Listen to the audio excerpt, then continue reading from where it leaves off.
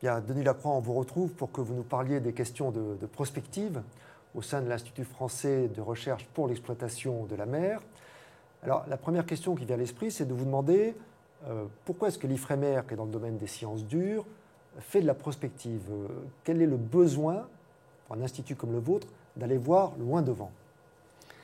Parce que dans la recherche, il faut être capable d'anticiper quels vont être les véritables enjeux de recherche. Pour faire un bon chercheur, il faut 10 ans de formation. Et après, pour faire une bonne équipe de recherche, il faut 10 années supplémentaires. Donc, il faut être capable d'avoir des équipes de recherche opérationnelles et disponibles sur les bons enjeux de recherche avec une capacité d'anticipation sur les enjeux à venir. Alors, justement, comment est-ce que vous organisez la prospective? Est-ce qu'elle est canalisée sur des thèmes qui sont prévus, réfléchis, mais qui engagent sur de longues années? Ou est-ce que vous êtes toujours un peu à la croisée des chemins, à l'écoute, un peu tous azimuts, si cette expression est permise? Alors en fait, comme la mer touche à beaucoup de domaines, domaines de ressources vivantes, des ressources minérales, du climat, de la pollution, etc., il faut faire une veille très large. On ne peut pas se permettre d'être trop spécialisé. Et donc, je dirais qu'on a une double focale, c'est-à-dire à la fois une focale très large dans laquelle on essaie de voir comment évoluent les grands écosystèmes dans le monde et les sociétés humaines, et puis ensuite de resserrer sur les problématiques qui nous intéressent plus directement, c'est-à-dire les sciences marines. Alors, j'imagine qu'il peut y avoir plusieurs écoles dans les scénarios qui sont devant vous. Comment est-ce que vous discriminez? Quels sont les critères de choix pour aller sur telle étude et peut-être négliger celle qui est à côté? Alors en fait, ça dépend beaucoup de la définition du champ prospectif. La prospective en général, c'est un terme qui est beaucoup trop vague. En réalité, on répond à des demandes précises. Par exemple, quelles sont les technologies les plus appropriées au développement des énergies marines renouvelables en France à l'horizon 2030? Voilà, donc c'est une question précise. Donc vous observerez qu'on a à la fois une question et également un champ spatial, la France, et un champ temporel 2030. Si cette question était posée à l'échelle du monde à l'horizon 2100, la réponse serait évidemment probablement assez différente. Donc vous voyez, le choix des méthodes de prospective, le type d'experts qu'il faut rassembler dépend beaucoup de ce cadrage initial, la question, l'espace et le temps. Alors, le cadrage n'empêche pas qu'il y ait plusieurs scénarios possibles, plusieurs hypothèses. Quels sont les critères de choix entre peut-être un scénario souhaitable, un scénario qui est plus embêtant? Est-ce que vous ingéniez à aller rechercher les points communs aux autres? Est-ce que vous cherchez les canons conformes possibles? Comment est-ce que vous donnez le produit fini?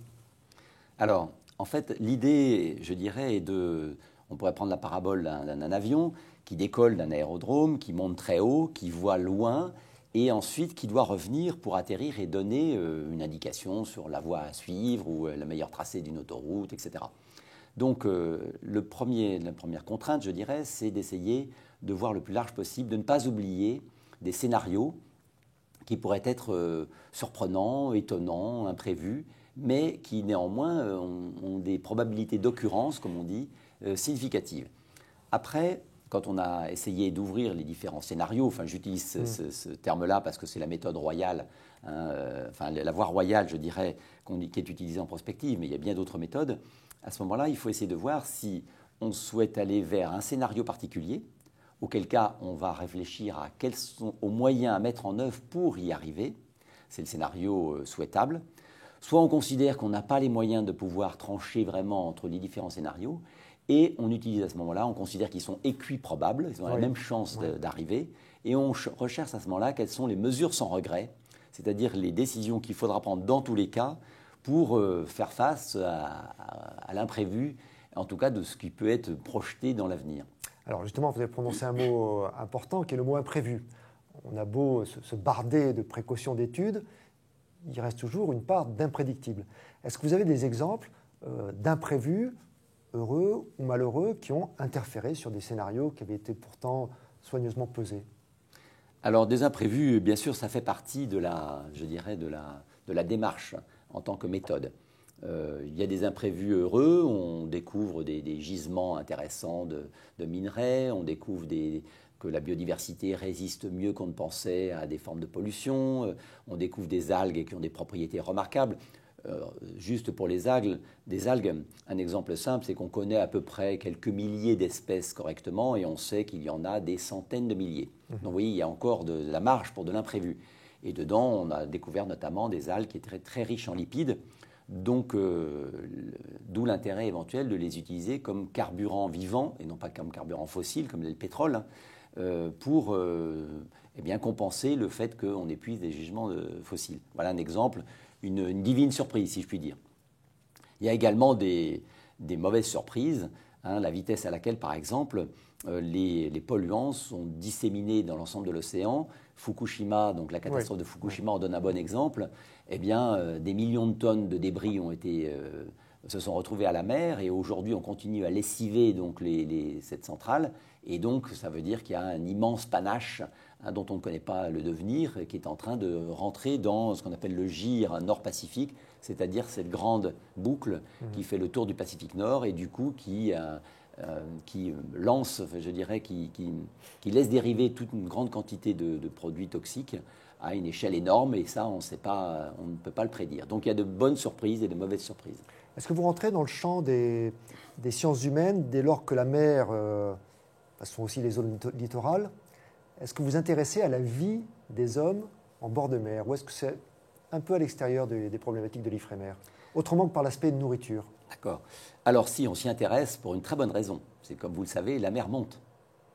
Et le gonflement, donc sous l'effet de la température principalement, le gonflement de la mer qui va aboutir à une élévation à l'horizon du siècle vers 2100 entre 30 à 80 cm, pour un certain nombre de zones basses, ça va impacter directement, comme vous l'imaginez aisément, des populations situées dans des deltas. Alors il y a également un autre effet qu'on ne voit pas, c'est qu'avec l'utilisation massive de l'eau douce, de plus en plus d'usage, il y a à ce moment-là une salinisation par le sous-sol des terres basses, des grands deltas. Donc vous avez à la fois une menace physique, je dirais, l'élévation du niveau de la mer. Venise est un exemple célèbre et connu, mais il y a beaucoup d'autres endroits menacés. Et également cette salinisation qui, dans certains cas, est un enjeu énorme. Par exemple, la salinisation des lacs du bas delta du Nil met en péril la riziculture et donc des ressources alimentaires considérables, sachant que d'un mal peut sortir un bien, puisqu'on s'aperçoit qu'on a pu transformer un certain nombre de ces espaces perdus pour la riziculture en espaces d'aquaculture. Et aujourd'hui, l'Égypte est devenue un grand pays aquacole avec plus d'1 million de tonnes. D'accord. Donc là, du coup, en vous écoutant, je pensais à nos étudiants, notamment à ceux qui s'orientent vers la recherche et la masse de connaissances très diverses qu'ils doivent intégrer, qu'ils doivent comprendre. Est-ce que si vous étiez enseignant ici, comment est-ce que vous aimeriez faire travailler vos étudiants? Je vous pose cette question parce que je sais que vous êtes aussi enseignant et que ces questions vous passionnent. Est-ce que vous auriez des conseils à donner en tant que chercheur d'Ifremer et en même temps pédagogue? Alors c'est une grande question, effectivement, parce que transmettre des méthodes, c'est devenu aujourd'hui plus important que des connaissances. Parce qu'il y a une masse colossale de connaissances qui aujourd'hui n'est plus maîtrisable à l'échelle humaine, sauf si on est capable de la structurer, de l'organiser. Donc, bien sûr, il faut un socle de connaissances solide, et ça s'acquiert par le travail classique, mais surtout, il faut être capable d'utiliser des méthodes qui, de tout temps, ont été utiles, thèse, antithèse, synthèse, par exemple, pour aller traquer qu'est-ce qui est intéressant, qui est utile dans une grosse masse de connaissances, en faire un produit utile. Ça, c'est la première chose. La deuxième chose sur laquelle j'insisterai, c'est l'interdisciplinarité. Et non pas la pluridisciplinarité, qui est un peu une collection de connaissances en silos, alors que là, on a vraiment la nécessité de créer de l'intelligence collective. Alors l'intelligence collective, ça paraît une notion assez naturelle. En réalité, ça se travaille. Et malheureusement, aujourd'hui, les systèmes pédagogiques travaillent sur une évaluation individuelle des étudiants depuis pratiquement le primaire jusqu'au doctorat. Et un doctorat, on le passe tout seul devant un jury. Alors qu'en réalité, la première chose qu'on va demander à un étudiant, même surdiplômé, ça sera de s'intégrer dans une équipe, un laboratoire, une entreprise.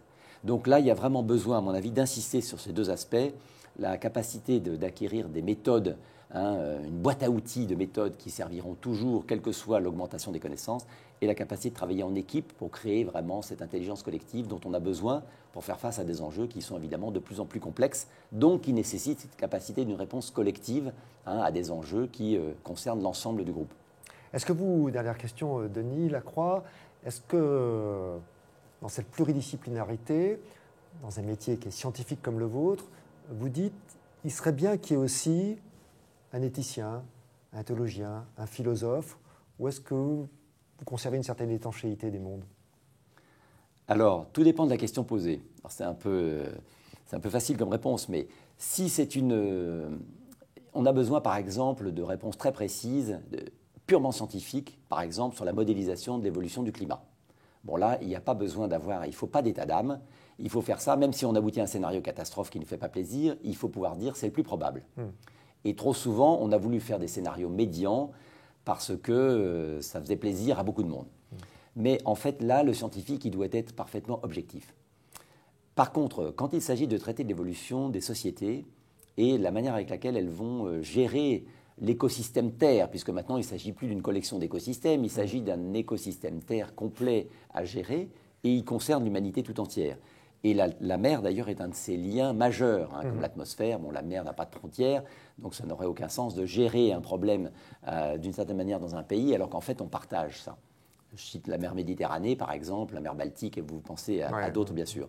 Donc, la dimension sociétale, et même, je dirais, d'image, de perception de la mer et de son évolution, et partant de l'ensemble de l'humanité, est absolument fondamentale. Donc, je dirais que s'il faut partir d'une connaissance scientifique et objective de l'évolution des phénomènes, il faut être capable de l'intégrer avec l'ensemble de la communauté humaine si on veut lui donner une réponse pertinente et durable sur le long terme. Merci Denis Lacroix. Les derniers mots que vous avez prononcés montrent que vous êtes en parfaite symbiose avec les ambitions de l'Université catholique. Et merci de l'éclairage que vous avez apporté aujourd'hui à l'Institut international. Merci beaucoup. Merci.